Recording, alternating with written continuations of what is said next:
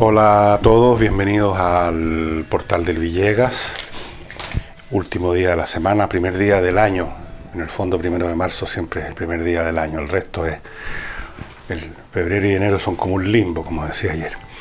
Y a propósito, para un pequeño tema, para salir rápidamente a otras cosas, ayer un señor, a propósito de lo que conversábamos sobre lo que pasó con esta humorista que le fue mal, y yo traté de dar una explicación en términos de que se constituyó virtualmente un cuerpo social de gente que normalmente no tiene oportunidades de constituirse con otros, y que eso era representativo del país, y que ese país, representado ahí por el público, la Quinta Vergara había rechazado a la humorista porque no entró en sintonía con el territorio progresista que ella planteó y donde sus chistes son válidos dentro de ese territorio. Entonces un señor me ha escrito y me ha dicho que no es representativo ese público, que ese día actuaban dos cantantes románticos y ese es un público, y el público para eso es señoras, especialmente mayores de 35 años, etc. Bueno, es evidente que ahí tiene este señor razón en el sentido de que los eventos, las instituciones tienen mecanismos de selección natural. Quienes van ahí, quienes son parte de eso.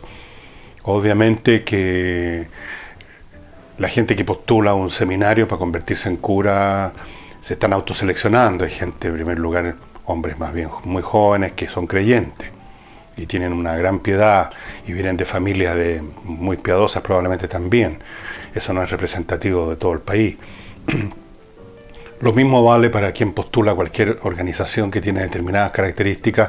Es evidente que eso va a concitar el interés de determinadas personas y por lo tanto no es representativo. Y así podemos ampliar el análisis todo el tiempo, por todo el rato que ustedes quieran. Pero hay que tener cuidado con la palabra selección porque siempre suena algo muy estrecho, como que siempre la selección es muy particular. Pero hay mecanismos selectivos o hay situaciones que son de muy amplio espectro, que son muy transversales.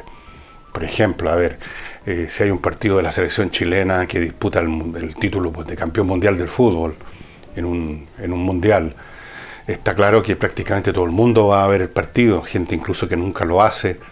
Yo veo los partidos de la selección cuando son interesantes, importantes, yo no veo mucho fútbol. Hay convocatorias de mayor o menor transversalidad. Y yo creo que es el caso del Festival de Viña. Puede que estaban más interesados esa noche las señoras, como dice este caballero, de 35 años para arriba, pero probablemente también estaban interesados muchas personas que iban quizás por el humorista, otros iban porque tenían las entradas, por inercia, porque no había otra cosa que hacer. Hay toda clase de público. Pero aún asumiendo, para hacer el análisis, que este señor tiene toda la razón del mundo, incluso yendo más lejos, asumiendo que gente muy joven, de 15 a 30 años, por ejemplo, son todos, hasta el último, miembros, feligreses, seguidores, o están dentro de lo que podríamos llamar la cultura progresista, que es muy probable que la mayoría esté ahí, y que esa gente joven está en armonía con el territorio de comicidad y de valores de la señorita o señora dueñas, y que es la clase pública que la va a ver a ella en estos eventos, no eventos, sino que simplemente funciones más pequeñas donde va esa clase de personas. Pero resulta que eso es lo que no es representativo, porque si ustedes examinan, como hice yo ayer, el censo del año 2017, se van a encontrar con que las cohortes demográficas, o sea, los distintos grupos de edad, que van de los 15 a los 29 años, corresponden solo al 12% de la población. Agreguémosle algunos cohortes más si ustedes quieren, por ser a usted. Digamos que el 15% de la población entra más o menos en ese universo. Descontados ahora los niños menores de 15 años y todo lo demás, podemos entonces asumir que esa gente de mayor de 30 años, 35 años, es la inmensa mayoría del país. Y en ese sentido, si esa gente asistió, es la clase de gente que asistió, y ningún joven incluso, aunque eso por supuesto no fue así, es bastante representativo. Eso quería simplemente decir. Eventos como ese son bastante representativos porque tienen capacidad para concitar el interés de muchas personas distintas. Unos porque les gusta el cantante romántico, otros porque tienen curiosidad esa noche con los humoristas, el de más allá porque habían sacado un chat. Mucha gente va porque no tiene otra cosa que hacer. Esa es la razón por la cual la mayoría de la gente va a la mayoría de las cosas, porque no tienen otra cosa que hacer para no aburrirse. Hay una especie de inercia en estas materias. Así que yo sigo creyendo, después de este breve análisis demográfico, que lo que sucedió fue representativo de que la mayoría del país no está, como creen los progresistas, al pie del cañón con su evangelio. Dicho esto, entro ahora en materias.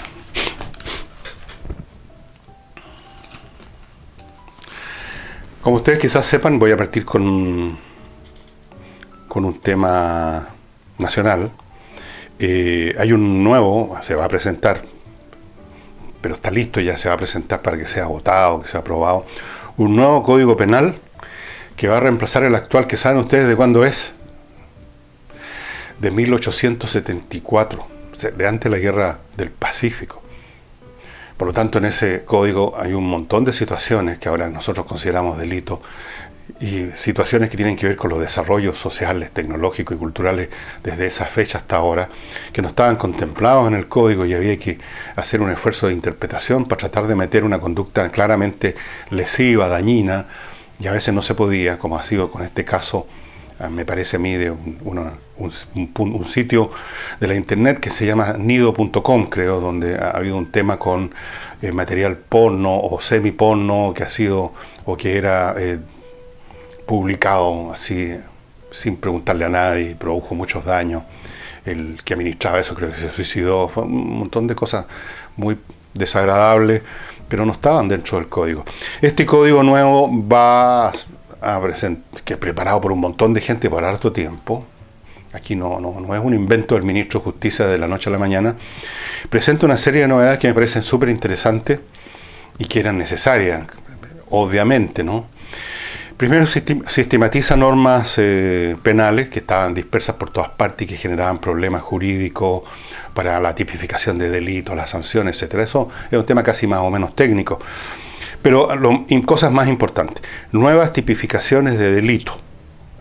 O sea, delitos que tienen que ver con situaciones nuevas, como el caso de Nido.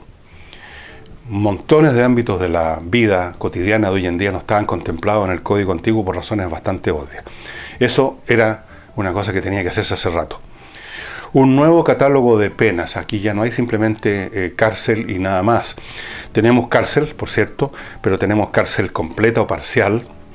Ahí va a haber libertades restringidas, distintos tipos de libertades restringidas, trabajos comunitarios, multas, decomiso de valores de la persona que cometió algún delito vinculado con cuestiones de dinero, no un delito de otra clase. Los legisladores van a ser los que impongan, determinen la naturaleza y magnitud de la pena. Se va a hacer un listado también de consecuencias penales, ¿vale? Es decir, ¿qué hay aparte de una pena, pongamos por caso de libertad restringida, pero qué más? Se agrega a eso cosas como inhabilitaciones. Por ejemplo, hoy en día ya rige desde ese 1874 el hecho que si usted es condenado por un delito, usted queda inhabilitado políticamente mientras paga la pena. Ese es un ejemplo, pero van a haber más. Van a haber, qué sé yo, registro de huellas genéticas, me imagino que esto vinculado con delitos sexuales, registros de antecedentes, un montón de cosas asociadas, anexas a las penas. Y para las personas jurídicas, por ejemplo las empresas, que están haciendo noticia ahora nuevamente porque se dictó una pena contra 3 empresas que estaban coludidas. Esto es un caso que se había iniciado hace varios años. Las empresas van a apelar a la Corte Suprema, en fin. Las empresas han sido sujetos, actores de distintas situaciones delictivas de frentón en el curso de los últimos años. Antes esas cosas ni se consideraban, ahora sí se consideraban política y socialmente, y ahora se amplía también el campo o la mecánica legal para tratar estos temas. No, concretamente, se amplían el rango de delitos para personas jurídicas. Es decir, por ejemplo, cuestiones ambientales. Ese no era un tema que ni siquiera se conocía la palabra ambiental, probablemente en 1874. Yo creo que esto es una tremenda iniciativa, una muy importante iniciativa, y espero que por supuesto, sigue discutiéndose un montón de cosas. Hay situaciones, conductas, comportamientos y sanciones que se quieren asociar a ellos que son motivo de discusión hasta el día de hoy. O desde cuándo, desde qué edad tal persona puede ser considerada imputable. Hay muchos temas que se discuten y se van a seguir discutiendo, pero eventualmente va a salir un código nuevo al día, relativa, por lo menos mucho más al día que el de 1874. Eso me parece un importante avance. Eso sí que es progreso. Eso es progreso de verdad. Ahora, en el plano internacional, ustedes quizás han visto en las noticias, yo no sé si salió en las noticias por lo menos unos 5 segundos, no tengo idea. La cumbre entre Trump y Kim Jong-un, el líder, el mandatario de Corea del Norte, no terminó como se hubiera querido, como se esperaba, es decir, con una firma, abrazos y todo lo demás, muchas fotos y un gran triunfo para Trump, porque de hecho en cierto sentido se suspendió, no llegaron a un acuerdo. Había incluso un almuerzo protocolar para finalizar esto, que se quedó la mesa servida, nadie fue, no hubo almuerzo. No es que los líderes hayan salido sin mirarse, escupiéndose, no hubo nada de eso. Pero lo que ocurrió básicamente es que los coreanos del norte, como lo comentamos acá hace un par de días nomás, no están dispuestos a desarmarse completamente. Y eso es lo que pretenden los norteamericanos, lo que me parece un objetivo irreal, absurdo, exagerado. Los coreanos ofrecieron, por ejemplo, desarmar una de las plantas industriales donde se produce uranio y plutonio, que es el combustible o el elemento explosivo de una bomba atómica. Pero los norteamericanos tienen conocimiento que, aparte de esa planta, que es importante, hay otras plantas. De esas ni siquiera hablaron. De hecho, los coreanos creían que los norteamericanos no sabían de esas otras plantas. En otras palabras, los norteamericanos están pidiendo a Corea del Norte que se rinda, como si hubiera habido una guerra y lo hubieran perdido, que entregue todas sus armas, que hagan algo como lo que hicieron los aliados con Alemania cuando terminó la Primera Guerra Mundial, que agarraron la flota alemana y la hundieron, y le pusieron restricciones al tipo de ejército que podían tener, un montón de cosas. Pero no ha habido guerra, y por lo tanto es bien difícil imponerle a Corea del Norte, a cualquier país, que elimine completamente lo que ha sido su propio desarrollo tecnológico y militar, y que ellos consideran que es la palanca que les permite negociar cosas. Es por esa razón que Trump se ha reunido con Kim Jong-un. Si Kim Jong-un no tuviera misiles ni bombas atómicas, no habrían habido estas reuniones. Entonces, la reunión se suspendió, no se sabe si va a pasar algo de todas maneras. Es posible que se suspendió porque Trump no podía, él, de frentón, firmar un tratado que no contemplara ese desarme total, que él ya a estas alturas debe saber y quizás siempre supo que es imposible. Pero sí se puede llegar a algún acuerdo si no está presente el propio Trump.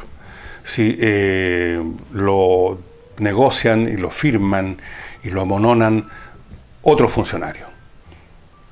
Y se presenta de alguna manera digerible por el público norteamericano, por la base electoral de Trump principalmente. Lo cierto es que por lo menos no ha habido amenazas hasta ahora de Trump ni de nadie de que, bueno, ya en vista que no quieren firmar esto, vamos a forzarlo a ustedes por otros medios. Yo creo que eso no va a ocurrir. Lo que pasa es que está enredado el gobierno de Trump por las propias metas que se pusieron. Es decir, en cierto sentido, el propio Trump se puso en una situación imposible. Y ahora tiene que descomprometerse esa situación imposible y llegar a alguna clase de acuerdo razonable que permita ir ganando tiempo, porque eso es todo lo que podemos hacer los seres humanos en la vida, es ir resolviendo cuestiones que se nos presentan y ya veremos lo que trae el futuro. Si alguien pretende resolver todo hoy, hasta al final de los tiempos, está en una situación ridícula, imposible. Tampoco se trata de resolver cosas que van a durar un minuto nada más, eso es caer en el pecado contrario y también muy malo de patear el tarro, como se dice. Pero entre patear el tarro y no hacer nada, a menos que se produzca una solución absoluta, hay caminos intermedios inteligentes que son lo que las personas y los estados buscan, es decir, ir resolviendo dentro de plazos normales y para lapsos normales, ya veremos qué trae el futuro, las cosas, e ir salvando el momento. Y eso es lo que supongo yo que va a hacer el gobierno norteamericano. Naturalmente que esto es todo un tema de probabilidades. Siempre puede ocurrir lo peor. Cuando uno ha estudiado, como lo he hecho, con el perdón de las personas que creen que uno lee simplemente para cachetonearse, cuando uno ha leído la cantidad de libros que he leído yo sobre, por ejemplo, el desarrollo, el proceso que llevó a la Primera Guerra Mundial, que es la guerra más importante del siglo XX, la segunda fue una especie de revival de esa guerra, uno se da cuenta que la guerra no se produjo porque todos tenían un deseo inmenso de tener una guerra, sino que se fueron produciendo situaciones que fueron restringiendo las opciones y llevaron a esa situación. Había muy pocos que realmente querían una guerra. Unos cuantos elementos del alto mando alemán y algunos políticos de alemanes, sí, ahí habían algunos que decían, la guerra tenemos que hacerla ahora para ganarla, más tarde va a ser imposible ganarla porque los rusos se están armando, se están modernizando. Bueno, en fin, esa es otra historia que contaré algún día en un sábado cultural. El hecho es que siempre hay probabilidades de que las cosas salgan mal. Porque en el mundo entero, en nuestros asuntos personales, sociales, culturales, en el universo entero hay una ley espantosa que rige, que se llama, es la segunda ley de la termodinámica, la entropía. Y que se expresa en el lenguaje común con esa frase, si algo puede salir mal, va a salir mal. Esperemos que eso no ocurra con el conflicto entre Estados Unidos y Corea del Norte. Y continuamos con una recomendación importante para ustedes, creo yo, que es baumex.com, donde ustedes pueden encontrar un tremendo surtido de joyas de verdad, o sea, hechas con metales preciosos, piedras preciosas, oro, plata, todas esas cosas, cristales Swarovski, con diseños especiales, con diseños únicos, y esa es el gran diferencial de Baumex, que producen joyas especiales. Y usted lo puede aquilatar, lo puede comprobar fácilmente entrando al sitio de baumex.com y viendo las fotografías de las joyas. Son realmente hermosas. Hay varias líneas, hay líneas para hombres, hay líneas de platería, varias líneas de platería. Está la famosa línea Bohème, que viene del sur de España, con diseños pero muy especiales, muy bonitos. Y todo eso en baumex.com con descuentos muy fuertes. Fuertes, de verdad. Así es que vaya entrando a baumex.com y mirando, porque seguro que en el curso del año tiene más de algún compromiso que podría usted resolverlo maravillosamente regalando una joya. Y no olviden, clima, estimados amigos, resuelvan sus problemas climáticos dentro de su casa, dentro de su oficina, de su fábrica, su panadería, su cine, su teatro, cualquier recinto cerrado que usted quiera climatizar. Climo es la mejor opción. Esta empresa chilena fue premiada a nivel mundial por sus innovaciones. Desde luego estos aparatos son extraordinarios, no solamente entregan calor o frío a su gusto con mayor o menor fuerza del ventilador, en silencio, no se escucha volar una mosca porque usted no escucha el aparato, están conectados a internet, usted los puede controlar de cualquier parte del mundo, filtran el aire, muy poco gasto de energía eléctrica, ese es un tema que preocupaba a algunos de nuestros visitantes y creo haberlo resuelto. Se hizo un estudio, sale más barato que la parafina, que el gas, que la calefacción central, incluso que la leña, que los pellets, que además tienen externalidades, como sabrá muy bien la gente, a nuestros amigos del sur, lo de tener leña y todo eso, aparte que es súper ineficiente y contamina la ciudad de una manera increíble. Pregunten a la gente que vive en Temuco. Fuera de eso son muy ineficientes. El 90% del calor que produce una chimenea se da por la chimenea, se pierde. Entonces, Climo, estimados amigos, que además les ofrece la ventaja que ustedes no tienen que comprar los equipos, ustedes arriendan el servicio. El clima se arrienda ahora con Climo. Usted paga 25.990 por cada uno de estos aparatos, así sea que lo use todo el día, va a pagar los mismos 25.990. Y el equipo va a estar siempre en perfecto estado de funcionamiento, usted no tiene que preocuparse de la mantención. Gracias a esta conexión a internet, la empresa está todo el tiempo monitoreando sus equipos y la menor cuestión Incluso aunque el hecho es que está funcionando el 99% en vez del 100%, se lo vienen a ajustar, sin que usted tenga que preocuparse de eso. Así es que entre a miclimo.com. En miclimo.com es un sitio web. Ahí están más detalles sobre esta tecnología y ahí está el mecanismo para adquirirla. Y no se demore, porque se va acumulando más y más y más gente. Y entonces, claro, se hace más difícil recibir una atención inmediata. El caso del general Fuentealba, que fue director, nada menos fue el comandante en jefe de las Fuerzas Armadas y está procesado por delito de un mal uso de fondos de las Fuerzas Armadas. La fiscal que sigue este caso, que es una mujer, parece que es súper decidida, ¿eh? No se ven muchos fiscales así en este país, se llama Romy Rutherford, y ahora ordenó la detención del director de finanzas que tenía este caballero Fuentealba. Era general también, se llama Joso Santich, y era el que daba curso a los pagos y a todas estas maniobras monetarias que aparentemente, digo aparentemente porque hasta que no esté condenado uno tiene que decir eso, el señor Fuentealba. Y no voy a repetir lo que dije el otro día de lo muy malo que es para la moral de incluso de los cadetes, de los que van a ser oficiales muchos años más, el que se produzcan situaciones como esta. En un país, algunos se deben hasta alegrar que le pasen estas cosas a las Fuerzas Armadas, porque hay sectores políticos que tienen un odio parido contra las Fuerzas Armadas, que las miran con sospecha, con odio, y todo lo malo que suceda con ellas se encarnizan con eso. Pero eso es dispararse en el pie, porque las Fuerzas Armadas son garantes de todo. A la última instancia, ¿para qué estamos con cosas? Esa es la realidad. No solo la integridad territorial del país, sino que el orden social finalmente. Que llegado el caso que hubiera una, digamos, supongamos una especie de motín como de películas de Hollywood. Bueno, entonces, a mí la parte que yo rescato muy positiva de esto es que el asunto, si hubo irregularidades, se destape y se procese. Con cualquiera que sean los daños que sufran las Fuerzas Armadas, esos tumores hay que operarlos. Peor es dejar la política del encubrimiento, el silencio que en Chile se siguió por décadas, por siglos, diría yo, en respecto a todas las instituciones, incluyendo la Iglesia. La política de no decir nada porque esto le haría mucho daño a la integridad institucional de tal o cual organización, le haría mal a la imagen del país, le haría mal a la élite, especialmente eso es lo primero que se piensa.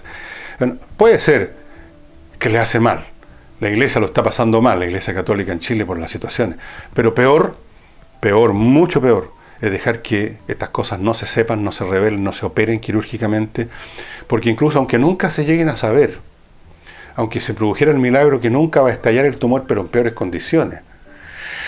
O, bueno, con una institución con un tumor pasa lo que con una persona con un tumor que no se opera, que se muere la organización. Se cae en pedazos.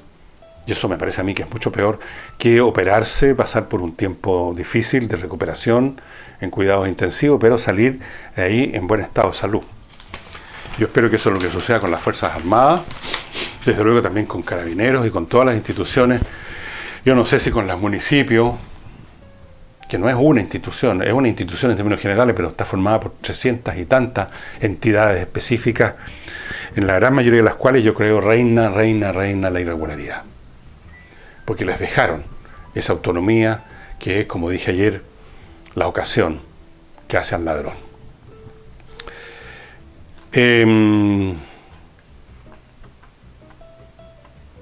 Hay otro tema que tiene varias connotaciones como de tema más general que como de noticia. Fíjense ustedes que he estado mirando ayer, siguiendo el caso del conflicto o de la situación que se produjo entre Pakistán y la India, Como ustedes saben, ya les expliqué ayer, los indios se metieron un par de aviones para bombardear un supuesto campamento guerrillero que les ha hecho mucho daño a la India, pero que está instalado en una zona que controla Pakistán. Entonces derribaron 1 o 2 aviones los pakistaníes. Después los pakistaníes hicieron lo mismo para demostrar que si los indios pueden entrar en territorio controlado por Pakistán, Pakistán puede entrar en territorio controlado por la India. Y han tenido ya 3 guerras y los ánimos están muy calientes, pero qué interesante lo que está pasando. Alguien inició, no sé cómo se llaman exactamente estos procesos, cuando un Twitter se empieza a convertir en viral, como dicen, y todo el mundo empieza a sumarse a un tag, creo, a un Twitter, digamos. Todo el mundo se empieza a sumar a un comentario o a una iniciativa por tweet de alguien.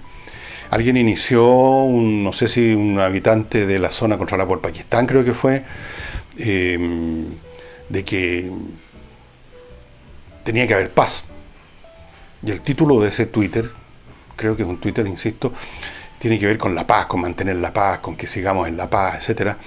Y el asunto se hizo masivo. Hay una cantidad enorme de gente que está pidiendo la paz. Obviamente que una cantidad enorme de gente que no se ha sido arrastrada por estas pasiones que desatan las alarmas o las emergencias militares posibles. Y hay gente además que teme lo que pasaría si hubiera una guerra nuclear, donde no gana nadie. Y esto me desató otra vez una reflexión que creo que he hecho acá, y que aparece una y otra vez este fenómeno que me desató esta reflexión por distintas maneras.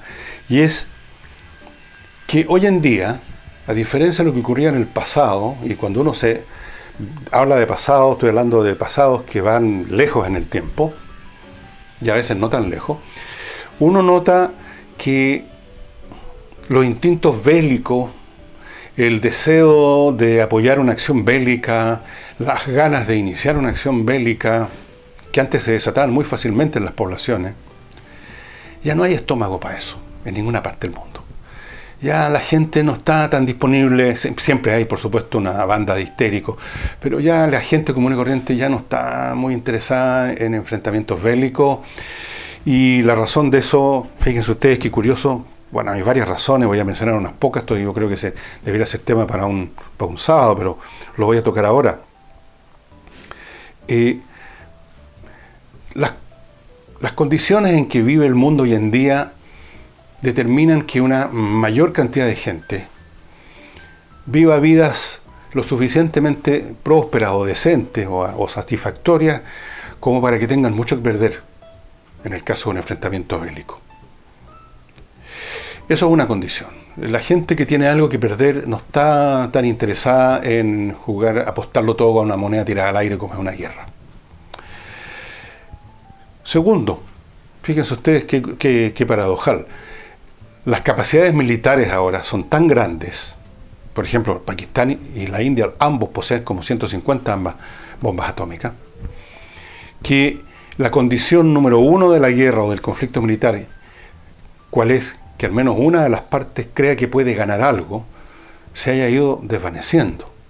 Usted no inicia una guerra si sabe que la va a perder, pero tampoco inicia una guerra si sabe que aunque la ganara teóricamente, que el adversario se rinde, firme una rendición, usted va a sufrir tales daños que son intolerables. Y creo que como hemos conversado de la situación, por ejemplo, que hay entre Corea del Norte y Estados Unidos. Supongamos que hubiera una guerra entre Corea del Norte y Estados Unidos y que se usan armas nucleares. Es evidente que Estados Unidos puede literalmente vitrificar Corea del Norte en 10 minutos. No dejar títere con cabeza.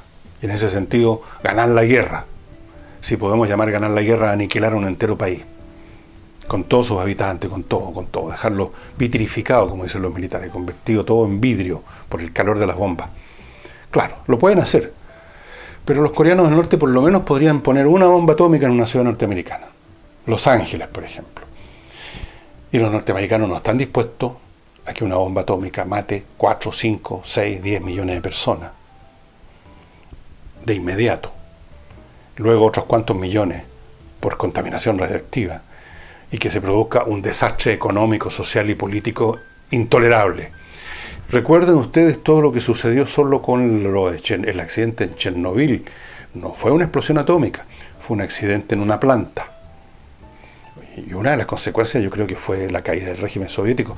No al tiro, pero fue uno de los motivos también que se sumaron. Estados Unidos no toleraría una situación como esa con una bomba. ¿De qué les serviría ser vencedores si tienen Los Ángeles convertido en un cenicero y la economía se derrumba y todo se va, digamos, por el desaguadero? O sea, se puede ganar, pero el costo es intolerable. Para los pakistaníes y para los indios el costo de una guerra es intolerable. Incluso, aunque no usen armamento nuclear, dado el nivel de armamento que tienen, lo estuve mirando, las fuerzas armadas son poderosas en ambos países. Ese es otro factor, entonces. Nadie tiene ahora la posibilidad de calcular que van a ganar una guerra. Fue la razón por la cual no hubo guerra durante la Guerra Fría. Todos sabían que era destrucción mutua asegurada. Hay mucho más contacto mutuo entre las personas. Esto de las comunicaciones tiene efectos. No, desde luego el títer es algo que no existía antes. Los pueblos no se conocían mutuamente. No había manera de que los pakistanos y los indios se hubieran podido conectar para decirse que no queremos guerra con miles, con millones de personas. ¿Cómo se habrían podido conectar? ¿Mandando una carta por correo? Cada país en el pasado quedaba aislado en su nicho, hirviendo en su rabia, consumiendo todas las historias contadas por el gobierno sobre lo malo que eran los otros. Esas cosas ya no pasan. La gente se conecta de un lado a otro de la frontera. La gente viaja mucho más. Han estado en los países vecinos, han estado en muchos países. Entonces, ahí se demuele otra de las condiciones de un conflicto, condición que es válida hasta para un conflicto entre dos personas, y es cuando uno no conoce al otro. Cuando el otro es un objeto al cual uno le puede pegar todas las etiquetas malignas que quiera. Cuando el otro es una persona es mucho más difícil. Si usted conoce a una persona, si usted se ha tomado unos tragos con una persona, es muy difícil que usted se vaya a liar a puñetes con esa persona. ¿No es cierto? Bueno, por eso que cuando han habido guerras, los oficiales pero por favor, por ningún motivo que se produzca esto que llaman confraternización entre las tropas. Porque una vez que uno conoce al enemigo, como ocurrió esa famosa noche de Navidad en la Primera Guerra Mundial, en que los soldados aliados y los soldados alemanes salieron de sus trincheras y se encontraron en la tierra de nadie, y después costó mucho reiniciar la guerra. ¿Cómo le va a disparar uno a un tipo con el cual ha estado conversando? Ese es otro factor. Entonces, no hay ilusiones de ganar guerra, porque la tecnología militar misma la ha hecho demasiado costosa y la ha puesto a disposición de todo el mundo.